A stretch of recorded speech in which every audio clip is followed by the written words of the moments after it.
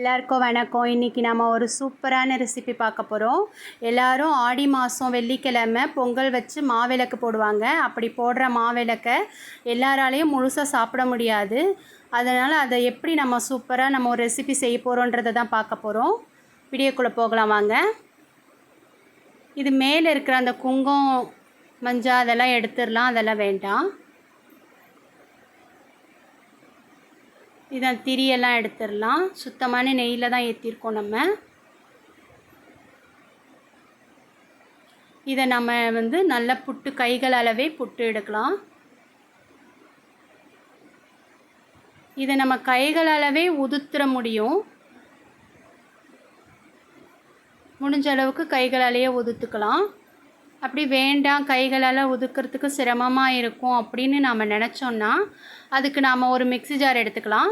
இந்த அளவுக்கு நாம் உதுத்துட்டு அந்த மிக்ஸி ஜாரில் எல்லாத்தையும் போட்டுட்டு சாஃப்டாக அரைச்சி எடுத்துகிட்டு வந்துட முடியும். ரொம்ப ஈஸியாக இருக்கும். கைகளால் செய்கிறதுக்கு சிரமமாக இருக்கும்போது இந்த மாதிரி மிக்ஸியில் சேர்த்துருங்க. இப்போ நாம் இதை சாஃப்டாக அரைச்சி எடுத்துகிட்டு வந்துடலாம்.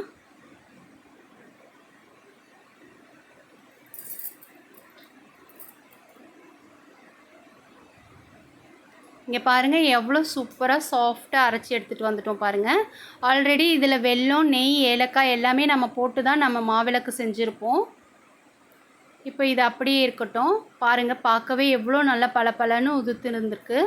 இப்போ நான் ஒரு அரை கப் அளவுக்கு வெல்லம் எடுத்திருக்கோம். ஆல்ரெடி நம்ம வெல்லம் போட்டிருக்கோம்.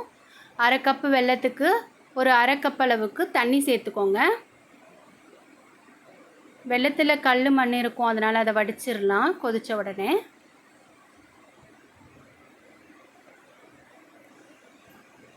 இப்போ நாம் நல்லா வடித்து எடுத்துடலாம். ஒரு கொதி வந்துருச்சு. இப்போ மறுபடிக்கும் அதே பாத்திரத்தில் நம்ம வாஷ் பண்ணிவிட்டு திரும்பவும் சேர்த்துருங்க.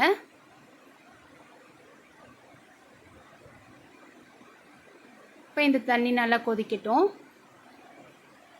இப்போ நான் ஒரு ஸ்பூன் ஏலக்காய் பவுடர் போட்டிருக்கேன். ஆல்ரெடி ஏற்கனவே போட்டிருக்கேன், இருந்தாலும் பரவாயில்ல, நல்ல வாசனையாக இருக்கும்.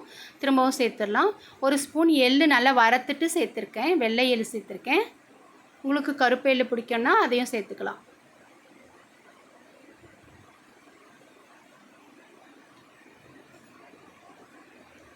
வெள்ளை எள்ளை நல்லா வறுத்துட்டு சேர்த்தா தான் நல்லா வாசனையாகவும் இருக்கும், சாப்பிட்றதுக்கும் ரொம்ப டேஸ்ட்டாக இருக்கும்.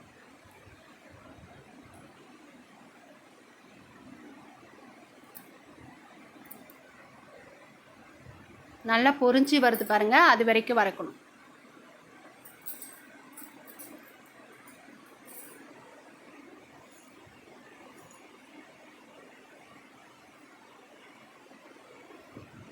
இப்போ தண்ணி நல்லா கொதிச்சிருச்சு. இப்போ நம்ம தேங்காயை இந்த மாதிரி பல்லு பல்லாக கட் பண்ணி போட்டால் தான் நல்ல டேஸ்ட்டாக இருக்கும். சீவி போடுறதா இருந்தாலும் உங்கள் இஷ்டம், சீவி போட்டுக்கலாம். ஆனால் நம்ம கொழுக்கட்டை சாப்பிடும்போது கடிப்படும்போது ரொம்பவே நல்லாயிருக்கும். இந்த மாதிரி செஞ்சு பாருங்கள். இப்போ நம்ம அந்த மாவையும் இதில் மிக்ஸ் பண்ணிடலாம். லோ ஃப்ளேமில் வச்சுட்டு மெதுவாக கிளறி கொடுத்துக்கணும். நல்ல ஒரு திக்கான பக்குவம் வர வரைக்கும் நம்ம கிளறி கொடுத்துக்கணும்.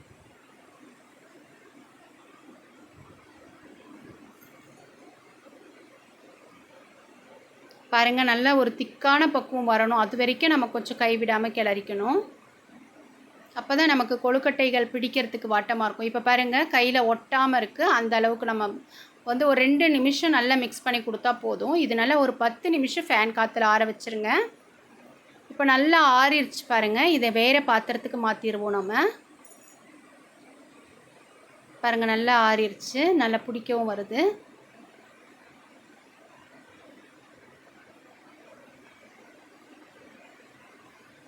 இப்போ வேறு பாத்திரத்துக்கு மாற்றிடலாம்.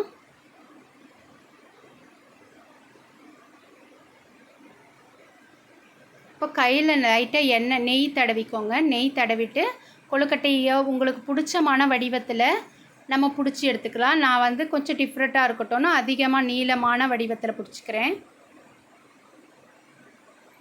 இந்த கொழுக்கட்டை பார்த்திங்கன்னா நம்ம சூப்பராக நம்ம மாவிளக்கில் தான் போட்டோன்னு யாருமே சொல்ல மாட்டாங்க.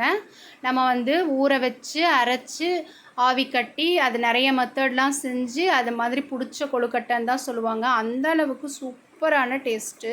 இதில் நெய் வாசம் அதிகமாக இருக்கும், ரொம்ப நல்லாயிருக்கும். வீணாக போக இருந்த அந்த மாவிளக்கு தூக்கி போடாமல் அதில் ஒரு பயனுள்ள ஒரு ஸ்வீட் ரெசிப்பியை நம்ம செஞ்சிட்டோம் பாருங்கள். இப்போ தண்ணி நல்லா கொதிச்சதுக்கு அப்புறமா தான் நம்ம இட்லி தட்டு மேலே வந்து கொழுக்கட்டைகளை அடுக்கி வைக்கணும். இது ஒரு 10 நிமிஷம் தான், அது 10 நிமிஷமே அதிகம் தான். 10 நிமிஷம் நம்ம வச்சு எடுத்துட்டோன்னா சூப்பரான கொழுக்கட்டைகள் ரெடி ஆயிரும். பாருங்கள் எவ்வளோ நல்ல சூப்பராக 10 நிமிஷத்தில் நமக்கு கொழுக்கட்டைகள் ரெடி ஆயிடுச்சு. இதை வேறு பாத்திரத்துக்கு மாற்றிடலாம். அவ்வளோதான், ஒரு சூப்பரான கொழுக்கட்டை ரெசிபி மாவிளக்கில் நம்ம எப்படி ஈஸியாக செஞ்சிட்டோம் பாருங்கள். இதை எல்லோரும் முயற்சி பண்ணுங்கள். இப்போ ஆடி மாதம் எல்லோரும் மாவிளக்கு போடுவாங்க. அந்த மாவிளக்கு என்ன பண்ணுறதுன்னு தெரியாமல் இருப்பாங்க. இந்த மாதிரி செஞ்சு சாப்பிடும்போது ரொம்பவே சூப்பராக இருக்கும். நல்ல ஒரு ஹெல்த்தியான ஸ்நாக்ஸாகவும் இருக்கும். பாருங்கள் எவ்வளோ சாஃப்டாக வெந்து வந்திருக்குன்னுட்டு.